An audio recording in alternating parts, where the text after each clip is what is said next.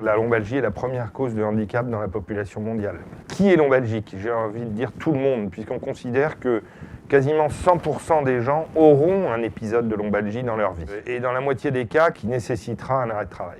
4 personnes sur 5 ont déjà eu une douleur à ce niveau-là. Et parmi ceux-ci, plus de 3/4 ont déjà consulté parce qu'ils avaient trop mal. C'est un véritable problème de santé publique et pour autant, il y a très peu de recherche dans le domaine. Et c'est la raison pour laquelle, eh bien, avec ce projet Back4P, on va avoir des informations nouvelles dans le domaine qui vont avancer pour le diagnostic, pour le pronostic et pour le traitement. Alors, le projet Back4P rassemble les principaux acteurs de la recherche en France.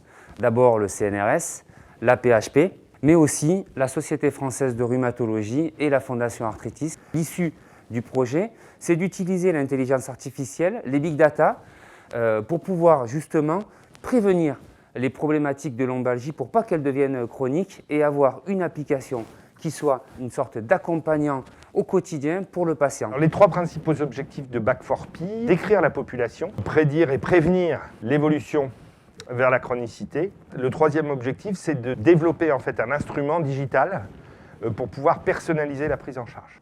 Donc pour ça, on a besoin d'énormément de patients. Bien sûr, la qualité des informations, la diversité des informations qu'on va pouvoir avoir dépend du nombre de malades qui vont être recrutés.